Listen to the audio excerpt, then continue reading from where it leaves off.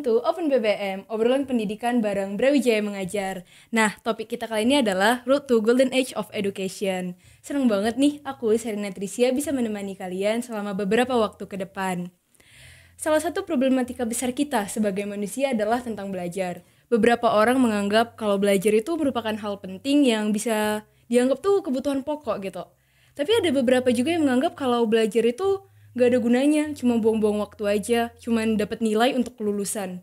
Sebenarnya belajar itu beneran buang-buang waktu gak sih? Bener gak sih kalau belajar itu berguna? Sekarang kalian bisa berhenti bertanya-tanya lagi, karena jawabannya ada di podcast kali ini. So stay tuned, this is Open BBM. Pertama-tama kita sapa dulu nih narasumber kita, Kak Nurkolis Mahendra selaku Presiden Eksekutif Mahasiswa di Universitas Brawijaya. Halo Kak Enda, gimana nih Kak kabarnya? Halo Sarina, baik, alhamdulillah. Sarina sendiri gimana kabarnya? Aku juga alhamdulillah baik nih Kak. Kalau aku boleh tahu nih, aku nanya dulu deh. Kesibukan Kakak akhir-akhir ini apa sih Kak? Kesibukan aku akhir-akhir ini karena memang masih menjadi mahasiswa ya. Dan juga termasuk dalam semester yang akhir-akhir di semester 8. Tentunya ya, aku saat ini fokus ke skripsi. Terlepas dari skripsi juga masih menggeluti organisasi di eksekutif mahasiswa itu sendiri. Wah, sebenarnya Kakak ini lumayan sibuk nih ya Kak. Aku berterima kasih banget karena Kakak udah ngeluangin waktunya buat ngobrol-ngobrol di podcast Open BBM ini. Ya, sama-sama. Ya udah, mungkin kita mulai aja karena teman-teman pasti udah gak sabar kan denger bincang-bincang kita bersama dengan Kak Enda. Boleh. Pertama-tama aku penasaran nih Kak, menurut Kakak belajar itu apa sih Kak? Kalau kita ngomongin belajar ya, belajar itu kalau menurutku itu sebuah proses untuk adanya perubahan dari kepribadian seseorang. Karena dengan adanya belajar, seorang bisa dapat memahami lagi mengenai keterampilan dari dirinya sendiri, daya pikir, daya kritis, ataupun daya nalar kayak gitu ya. Kira-kira dari proses pembelajaran ini perubahannya kayak gimana? Kayak gitu. Jadi belajar itu lebih ke proses ya Kak ya? Betul. Jadi menurut Kakak tuh kita itu harus belajar gak sih Kak? Oh harus, jelas. Karena kayak gini ya, kita sebagai manusia kan di muka bumi ini diciptakan sebagai makhluk yang paling sempurna, dikasih akal, sangat sayang kalau pada akhirnya akal ini tidak kita manfaatkan secara maksimal. Itu yang aku coba pikirkan ya, yang pertama. Yang kedua, tentunya dalam kehidupan di dunia ini kan kita memiliki tujuan dalam membawa diri kita mau kemana. Nah pasti banyak hal pada akhirnya yang kita nggak paham nih untuk mencapai tujuan kita itu kayak gimana. Nah belajar ini merupakan pemecahan masalah yang kita hadapi dalam menghadapi dunia. Itu sih kenapa pada akhirnya aku ngerasa belajar itu tuh sangat penting dan sangat fundamental dalam kehidupan kita di dunia ini. Aku setuju banget sih Kak kalau itu tuh beneran hal yang paling dasar. Betul. Karena sebenarnya dari kita lahir tuh kita nggak lepas dari belajar ya Kak ya. Betul. Kan kita baru lahir nih, baru belajar merangkak, lalu selanjutnya kita mau belajar berjalan, Iya, betul. belajar berbicara. Jadi Iya. kita nggak pernah lepas dari belajar. Sedari lahir berarti kita emang udah diharuskan untuk belajar kan. Nah iya Itu. bener Betul. banget Kak. Tapi ya Kak, kan tiap orang nih pasti punya tujuan yang berbeda nih. Iya. Ada yang tujuan belajar itu ngebanggain orang tua, ada yang mengisi waktu luang, dan bahkan ada yang tujuannya itu untuk pamer ke teman-temannya kan. Nah, kalau Kak Henda sendiri gimana tuh Kak? Tujuan Kakak belajar tuh selama ini apa sih Kak? Oke, kalau tujuan aku belajar ya oke, dari awal mungkin karena ini privilege lah aku bilang. Kita bisa belajar di sini tuh privilege yang mungkin gak semua orang sebenarnya bisa merasakan dan sangat disayangkan kalau kita nggak bisa memanfaatkan secara maksimal kayak gitu ya. Kenapa pada akhirnya aku belajar? Ya karena aku merasa aku masih banyak kurangnya dalam pengetahuan. Aku pingin coba cari ilmu yang lebih banyak lagi. Bukan berarti maksudnya ingin memahami seluruh ilmu yang ada di dunia ya. Tapi kan tentunya kita punya tujuan dari pribadi masing-masing kan. Kira-kira kita tuh mau kemana ke depan. Dan itu disesuaikan dengan metode pembelajaran yang kita akan ambil itu apa aja. Gitu. Jadi ini yang aku harapkan dari metode pembelajaran aku sekarang ini untuk mempersiapkan diri aku pasca kampus mungkin karena aku sekarang menjadi mahasiswa, pasca kuliah ya mungkin kehidupan dunia yang lebih nyata lagi, mungkin bekerja atau sebagainya macamnya. Seperti itu. Wah, jadi untuk diri sendiri gitu juga ya kan, Iya. mematangkan diri gitu. Betul. Tapi nih Kak, kan sering denger dong, pasti Kakak juga pernah denger orang yang belajar tuh untuk dapat nilai nih. Ya nggak bisa bohong sih, kan nilai emang penting nih Kak. Kayak Betul. naik kelas aja kita perlu nilai bagus ya kan, Iya, kalau nggak betul ngulang banget. gitu. Iya betul banget. Nah, jadi menurut Kakak gimana tuh sama orang yang belajar tuh beneran untuk nilai bagus aja gitu? Oke, kalau menurutku sebenarnya nggak ada salahnya juga ketika kita belajar untuk mendapatkan nilai kayak gitu ya. Karena tadi yang udah disebutin sama Sarina juga, kita tuh misalnya kita udah dari SD mungkin ya, dari SD, SMP, SMA, kuliah. Salah satu syarat untuk naik tingkat itu adalah nilai yang bagus. Kan kita dipatokin sama KKM. Iya, Ya, iya. sepakat nggak? Iya, sepakat Iya banget. kan. Jadi di mana konsepan dari orang-orang sekarang ini ya mau nggak mau kita harus belajar. Belajar itu ya buat nilai biar Iya. kita di atas KKM gitu. Kalau kita di bawah KKM ya besar kemungkinan kita bakal tinggal kelas. Kan Iya, itu iya. kan yang jadi PR juga sebenarnya kan. Nah, kalau dibilang gimana pada hari banyak mahasiswa atau siswa kayak gitu ya yang berpatokan sama nilai karena belajar karena berpatokan dengan nilai, salah atau enggak? Sebenarnya nggak salah kalau menurut aku pribadi.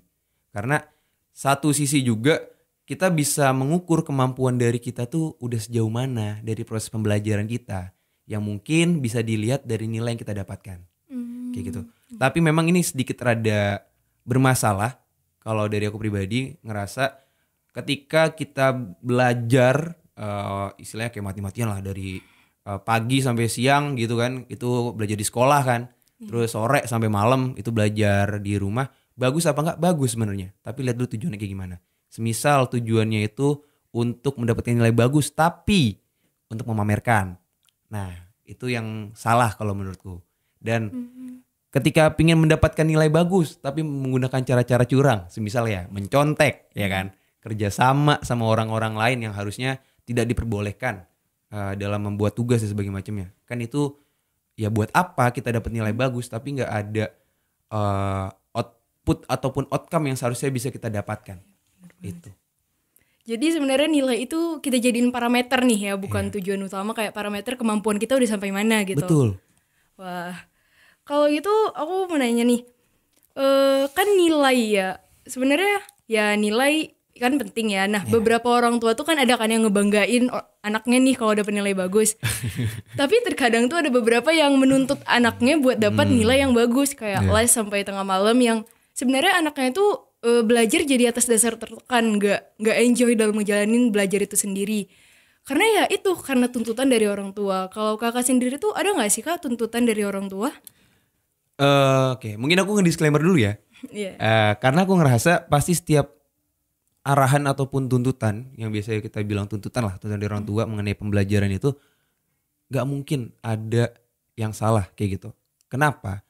Karena aku masih merasa setiap orang tua ketika memberitahu anaknya itu pasti memiliki tujuan yang mulia, tujuan yang baik, ingin anaknya itu berkembang, kayak seperti itu.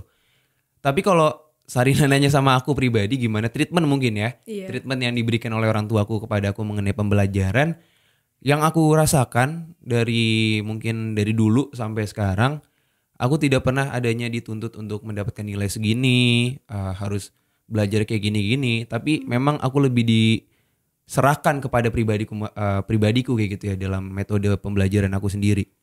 Karena orang tuaku itu memang banyaknya lebih mengevaluasi sih sebenarnya. Ketika aku udah dikasih tahu dan udah coba belajar tapi hasilnya masih kurang maksimal, ya diingetin lagi aja berarti belajarnya masih kurang maksimal kayak gitu kan. Ataupun coba didalemin lagi materinya kayak gitu. Cuma sebatas itu. Tapi kalau untuk masalah harus dapat nilai 10 atau belajar lagi dari jam segini sampai jam segini, itu nggak pernah sih alhamdulillahnya ya. Alhamdulillah. Gitu. Jadi kakak itu masih enjoy gitu ngejalanin proses belajar gitu karena pakai metode sendiri gitu ya. Iya, pakai metode sih. Aku juga nggak bisa mengeneralisir sih pada akhirnya kan. Ya siapa tahu ada orang yang pada akhirnya diminta sama orang tuanya kayak gini, tapi dia juga enjoy dalam melakukannya. Nah, ini kan sebenarnya kita nggak bisa generalisir ya. Ini kan tergantung dari pribadinya masing-masing untuk Iya, mengonsepkan dirinya nih belajar tuh mau kayak gimana sih yang enak dan nyaman buat dia kayak gitu. Tergantung metode masing-masing gitu ya kayak. Terus ada nggak sih kak yang harus kita siapin terlebih dahulu sebelum kita belajar? Sebelum belajar ya kalau dari aku sebenarnya ketika teman-teman ingin mengetahui lebih dalam lagi, kalian juga mesti tahu kira-kira apa aja yang belum kalian ketahui pertama pasti kan gitu kan. Karena kalian belajar itu untuk mencari hal yang baru, untuk mendapatkan ilmu baru gitu kan. Kalian mesti tahu dulu dari pribadi kalian, apa ya kira-kira yang aku belum tahu, apa yang kira-kira yang mesti aku tambahin Gitu. Menurutku itu pertama, hal yang paling mendasar. Yang kedua, untuk belajar ya, mungkin lebih ke arah diskusi juga ataupun bercengkrama sama teman-teman, itu juga jadi bisa metode pembelajaran yang efektif kalau dari aku. Tapi ya ini balik lagi ya dari orang Iya, masing-masing kayak bener. gimana ya. Itu sih kalau dari aku paling. Jadi kalau bareng temen tuh lebih enak gitu ya Kak ya? Iya, karena kadang ketika kita mendapatkan ilmu nih, kita diajarkan bersama-sama ya. Tapi pemahamannya itu karena kita beda-beda kepala, beda-beda akal, pemahaman itu beda-beda. Dan itu coba bisa disinkronasikan kan. Kira-kira hal yang paling menjadi titik tengahnya apa sih dari pemahaman yang kamu dapat sama yang aku dapat kayak gitu kan. Iya iya. Gitu. Terus kalau lingkungan gimana tuh Kak? Kan misalnya ini kita misalkan aja kafe nih. Mm-mm. Nah kan ada yang bisa tuh belajar di kafe, tapi ada yang nggak bisa, nggak fokus. Oh Atau ya. kerja, maksudnya belajar untuk ujian nih, Iya, belajar iya, ya Kak, bukan iya. nyontek nih. Iya. Ada yang belajarnya sendiri mungkin di rumah, tapi Iya. ada juga yang bisanya itu belajar bareng temen, Iya. biar semangat gitu. Kalau Kakak kan tadi katanya belajarnya bisa bareng teman gitu. Iya. Nah kalau lingkungan di kafe gimana tuh Kak? Aku lebih coba membedakan dulu ya.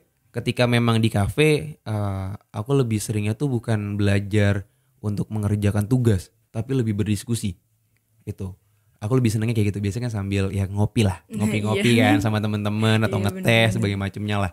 Itu lebih enaknya diskusi. Jadi nggak ada, ya kita nggak bawa laptop, kita nggak bawa apalah catatan dan sebagainya macam. Tapi udah diskusi aja santai.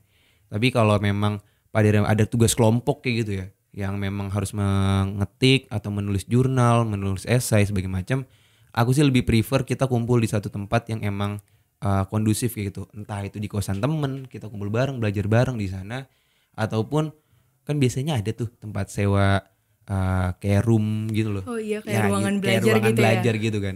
Nah itu sebenarnya ada sih di tempat kopi-kopian juga kalau di Malang. Nah itu kan tapi lebih kondusif kan, suaranya juga hening, tenang dan sebagainya macamnya, jadi enak buat diskusi ataupun mengetik kayak gitu loh, dan baca-baca kan itu paling ya kalau kita tugas kan esai, jurnal kan biasanya baca dulu tuh, Nah iya kan iya. butuh ketenangan Iya bener banget. gitu. Tapi aku gitu sih metodenya. Kalau aku sih ya Kak, biasanya tuh kalau emang yang aku belum ada ilmunya sama sekali, aku lebih milih belajar sendiri tuh di kos yang beneran kayak atau di rumah yang sendiri banget. Oke. Nah, kalau ke kafe yang kayak Kakak bilang tuh iya diskusi sih aku juga gitu. Ya. Tapi aku tuh beneran harus ada basic ilmu karena kalau aku tuh beneran tujuannya belajar bareng untuk aku diajarin semuanya tuh beneran Oke. nggak bisa sih Kak, karena nggak fokus dan nggak masuk sama sekali. Oke. Tapi ya itu pasti balik lagi ya ke Ya. orangnya masing-masing ya. Kayak orang punya metode masing-masing dalam belajar. Betul. Ya itu juga sebenarnya banyak juga sih yang kayak gitu ya. Jadi dia tuh nggak bisa kerja bareng-bareng gitu buat kerja kelompok. Dia biasanya kayak yaudah pembagian tugas aja lah kayak gitu kan. Ini nanti tugas ini ntar aku kerjain yang ini, kamu kerjain yang ini kayak gitu. Ada juga metode kayak gitu. Ya balik lagi benar yang sesuai sama diri sendiri ya. Iya, bener. Kadang juga misalnya kita belajar sendiri, ya itu biar kita tahu sebenarnya kelemahan kita atau kekurangan kita itu dari mana. Jadi nanti ketika kita keluar, kita tinggal menambah ataupun mencari nih, oh orang ini paham sama kekurangan aku, coba aku diskusi sama dia. Kan bisa kayak gitu ya. Iya bener-bener. Gitu. Terus Kak, kan ini era kita ini udah maju berkembang gitu kan. Ya. Tiap hari pasti ada teknologi baru, terus ada Betul. ilmu pengetahuan baru. Menurut Kakak itu dari yang segitu banyaknya pelajaran, ada gak sih Kak hubungannya satu pelajaran dengan pelajaran yang lain? Kalau dibilang hubungan antar pelajaran atau disiplin ilmu, pasti ada sih. Tapi memang nggak mungkin semuanya tuh bisa disambungkan gitu ya. Nggak bisa disatukan semuanya dari metode pembelajaran ataupun disiplin ilmunya. Kalau oke, coba aku menjelas sedikit mungkin ya. Aku ini dari jurusan FISIP, dari Fakultas FISIP gitu kan. Jurusannya ilmu pemerintahan. Itu ilmu pemerintahan itu biasanya membahas masalah kebijakan, masalah birokrasi, pemerintah dan sebagainya macamnya. Tapi di satu sisi aku dapat pembelajaran mengenai manajemen, manajemen organisasi, manajemen internal kayak gimana. Dan aku dapat juga administrasi yang dimana itu basicnya dari teman-teman Fakultas VIA, kayak gitu. Jadi memang disiplin ilmu aku tuh bisa sesuai dengan VIA dan FEB, tapi nggak mungkin aku bisa belajar dari disiplin ilmuku disesuaikan mungkin dari teman-teman FT kayak gitu ya. Itu kan beda jauh kayak gitu. Harus tahu dulu nih kira-kira yang sesuai sama metode pembelajaran kita dapatin itu cocok nggak ya sama fakultas lain kayak gitu ya, sama ilmu-ilmu yang lain. Iya. Tapi kalau dibilang bisa apa enggak pasti bisa, tapi mesti disesuaikan. Mesti disesuaikan gitu Betul. ya Kak ya. Terus tadi aku udah bilang sih ya kan, kayak banyak banget nih yang harus kita pelajari. Jadi kita Iya. pasti punya lebih banyak waktu nih harus belajar kan. Iya. Nah, tapi Kak, masalahnya namanya manusia ya. Kan Iya. pasti ada jenuh, bosen, Iya. males gitu. Karena aku sendiri kalau udah males tuh beneran gak bisa belajar. Beneran aku cuma pengen diem aja gitu. Nah, tapi kan itu nanti larut akhirnya ya. Larut di kemalesan itu. Nah, kalau kakak sendiri gimana tuh ngatasin rasa males?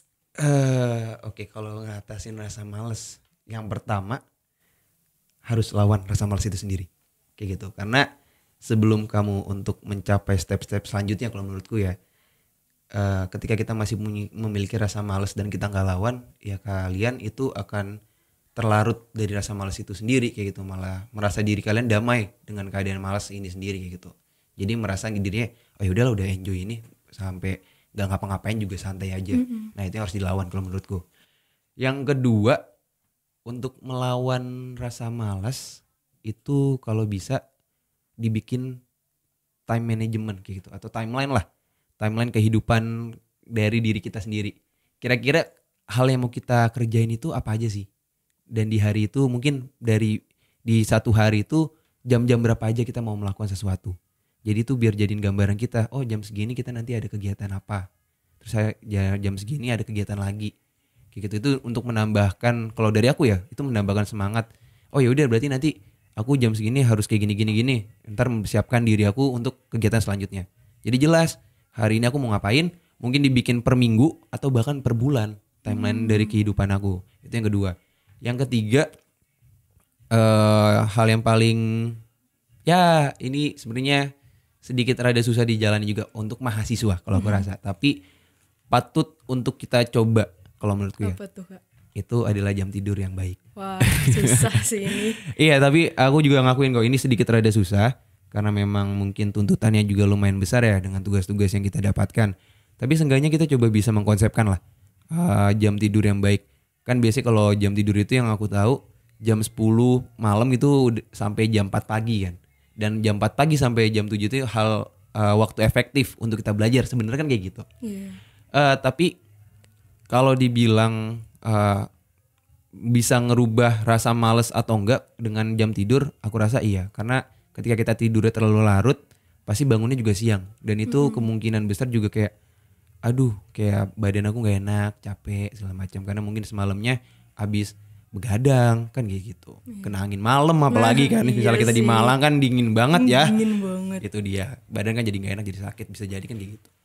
Jadi yang pertama tuh ngusir rasa malesnya sendiri, terus buat timeline manajemen gitu ya. Nah terus waktu tidur itu mungkin bakal aku terapin ke aku juga karena aku juga sering males, dan mungkin teman-teman yang nonton juga bisa coba terapin. Mana tahu metodenya Kak Enda itu efektif buat kalian. Boleh banget.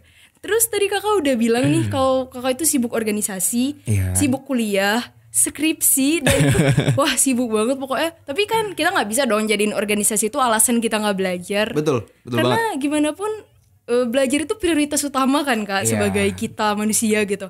Nah itu kakak gimana tuh cara ngatur waktunya? Kalau ngatur waktunya ya yang tadi aku sempat jelasin juga. Jadi aku udah coba memiliki time management atau timelinenya. Yang kalau aku sih dari diriku memfokuskan keempat sektor. Yang pertama itu karena kita kesini, aku ke Malang berkuliah. Jadi memang aku untuk skala prioritas itu adalah pendidikan. Dan yang kedua karena sekarang aku juga coba menggeluti organisasi, aku juga pingin fokus di organisasi. Yang kedua, yang ketiga aku coba untuk pada akhirnya spend waktu untuk keluarga. Dan yang keempat adalah spend waktu untuk teman-teman kayak gitu. Di sini skala prioritas ini tentunya yang akan mempengaruhi timeline kita.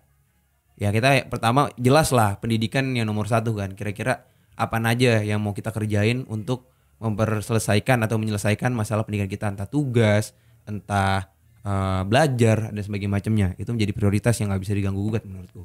Dan kedua, kan pasti kita tahu ya timeline buat organisasi, ya kan? Apa aja yang kita kerjakan dalam organisasi. Bener. Itu karena kita di organisasi juga kerjanya bareng-bareng, nggak pribadi. Ya diusahakan memang timeline yang dibuat itu tidak berbentrokan dengan masalah akademik. Tapi misal pun ada permasalahan bentrok, ya itu bisa dikomunikasikan. Yang penting sama teman-teman di organisasi, bilang aja aku ada tugas yang yang harus diselesaikan kayak gitu. Yang harus selesaikan malam ini, aku izin dulu kan bisa. Yang penting dikomunikasikan sama teman organisasinya. Tapi yang jadi catatan juga jangan sampai teman-teman ngulur-ngulur waktu. Ngulur-ngulur ya waktu untuk kerjaan tugas. Iya. Kayak gitu. Nanti kalau kalian ngulur-ngulur ya nanti bisa berdampak kepada yang lain. Entah itu organisasi, waktu bersama keluarga ataupun sama teman. Ya kalau untuk sama prioritas ketiga sama 4 sebenarnya ya tuh cuman selipan aja sih. Kira-kira kalau Fleksibel gitu ya. fleksibel lah. Kalau ada waktu kosong, oh ya bisa kali misalnya telepon keluarga kan kalau karena emang ngerantau ya jauh Iya. dari keluarga ya by call gitu misalnya udah selesai mungkin misalnya ada spend waktu juga ya mungkin ngobrol sama temen main sama temen ngopi santai-santai gitu. Jadi sebenarnya kakak udah terstruktur gitu ya, tahu waktu kapan untuk organisasi, belajar, untuk bersenang-senang gitu ya kak ya. Ya insya Allah dari diriku pribadi udah merasa dirinya Nah, terstruktur. alhamdulillah kalau gitu. Terus yang terakhir nih kak, sekaligus penutup bincang-bincang kita, boleh Ya. dong kak Eda ngasih closing statement buat teman-teman yang lagi nonton yang mungkin struggling dalam belajar dan mungkin butuh orang untuk meyakinkan kalau belajar itu beneran berguna banget, boleh dong kak. Aduh oke. Dari tadi ya mungkin penjelasan yang aku udah sampaikan juga mengenai belajar dan juga penting gak sih belajar itu. Ada satu pernyataan yang aku selalu coba pegang itu dari Nelson Mandela. Beliau mengatakan pendidikan itu adalah senjata utama untuk merubah dunia. Kayak gitu. Jadi dimana ketika teman-teman ingin mencoba melihat dunia yang lebih jelas, melihat dunia yang lebih nyata, siapkan peluru berarti kan. Pelurunya apa? Ya belajar itu sendiri. Gitu. Gitu ya kak. Wah, jadi itu dia bincang-bincang kita bersama dengan Kak Enda yang keren banget. Aku berterima kasih banget karena Kak Sama-sama, Enda yang Sarina. sibuk banget ini udah ngeluangin waktu loh untuk ngobrol-ngobrol bareng aku. Sama-sama. Nah, teman-teman, aku harap jawaban-jawaban Kak Enda itu bisa ngebantu kalian, motivasi kalian buat lebih belajar. Kita bisa simpulin kalau belajar itu benar-benar penting banget untuk diri kita sendiri juga sebenarnya. Karena di era yang berkembang terus ini, kan pasti kita nggak mau dong tertinggal gitu. Nah, sedangkan kalau kita nggak belajar tuh kita bakal tertinggal. Jadi ya pasti ngerti dong kalau belajar tuh beneran sepenting itu. Aku ucapin terima kasih banyak buat teman-teman yang udah nonton podcast ini.